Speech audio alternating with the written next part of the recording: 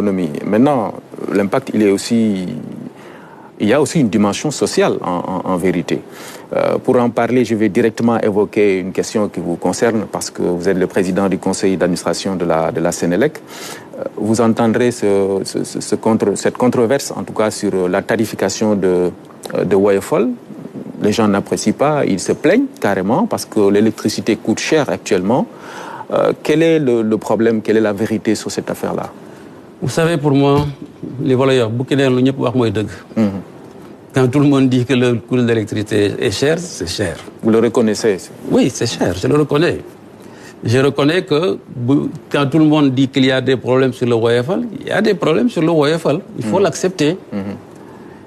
Et moi, d'ailleurs, j'envisage dans les prochains jours de tenir une réunion avec la direction générale de Sénélec, le ministère du Commerce, particulièrement la division de la météorologie, les organisateurs de consommateurs, Exim chinois, qui nous a livré les compteurs, ainsi que la commission de régulation de l'électricité, pour qu'on se penche sur la question. Parce que Sénélec aussi, on va travailler pour améliorer la communication, parce que la grande majorité de la population ne comprend pas comment cela fonctionne.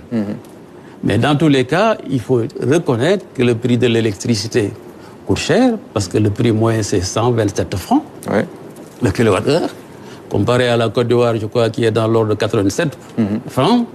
Bon, mais nous n'avons pas les mêmes réalités. La Côte d'Ivoire du gaz, la Côte d'Ivoire du pétrole, la Côte d'Ivoire de l'éolienne, la Côte d'Ivoire de l'hydraulique, etc. Nous n'avons pas ça pour le moment. Et malgré cela, l'État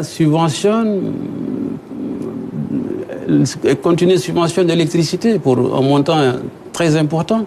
Je crois qu'il tourne aux environs de 214 milliards pour l'exercice passé. Oui. C'est paradoxal alors. Pourquoi on n'arrive pas, ça n'impacte pas? S'il n'y avait pas cette subvention, les prix allaient grimper. N'est-ce pas? C'est à cause de ces subventions qu'on a pu maintenir un prix de l'électricité à 127 francs. L'État subventionne environ 90 000 francs pour chaque consommateur durant l'année, parce qu'il y a 2 300 000 clients. Et les clients de Woyofol, c'est 1 700 000. C'est 112% des clients. Donc c'est extrêmement important. Et on n'arrive pas à comprendre pourquoi. Parce que vous parliez tout à l'heure de la Sénélec, mais ici sur ce plateau, le directeur général de la SAR a dit que carrément, vous avez une sorte de privilège sur l'approvisionnement en fuel. Vous en recevez assez pour produire de l'électricité. Quel est le problème finalement? Le problème n'est pas la production. La production, pour le moment, arrive à satisfaire les besoins. La Sénélec est à 1950 mégawatts. Donc, arrive à satisfaire la demande. Le problème, c'est d'abord la cherté du fuel, l'eau, qui est livrée à la Sénélec, plus les autres matières premières, etc., que nous importons, plus les taxes qui sont là-dedans, le fonctionnement de la Sénélec, etc., etc. Et aujourd'hui, on va de plus en plus vers le solaire. On a beaucoup de centrales solaires, une dizaine, des IPP qui fonctionnent au niveau du Sénégal. Et la part d'ailleurs de Sénélec dans la production aujourd'hui n'est pas la plus grande, la plus importante. Sénélec n'a que 23, et quelques % dans la production d'électricité.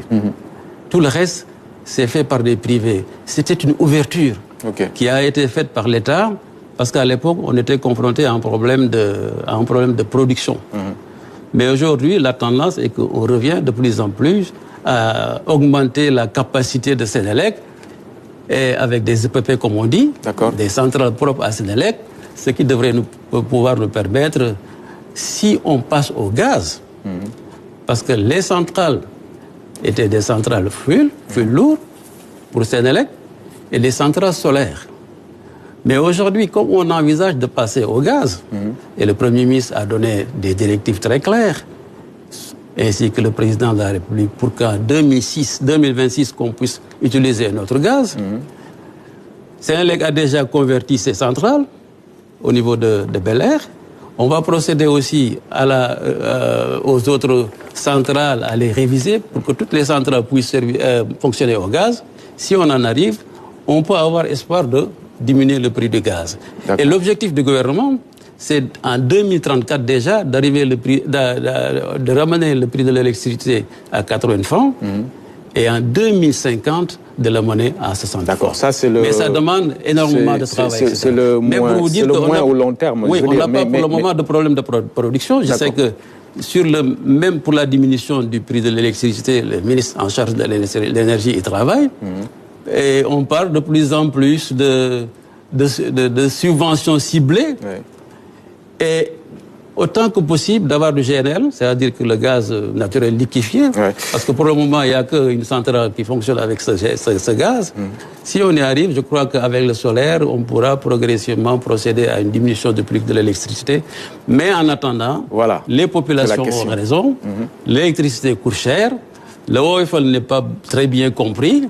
Moi, en ce qui me concerne, dans les compétences qui sont les miennes, je vais faire en sorte avec le conseil d'administration qu'on communique bien, qu'on explique bien pour que les populations comprennent comment ça marche et s'il y a des possibilités que les compteurs soient bien gérés pour que vraiment on continue pas d'être dans cette situation quand même très difficile. Très difficile, oui. Bien, alors vous êtes dans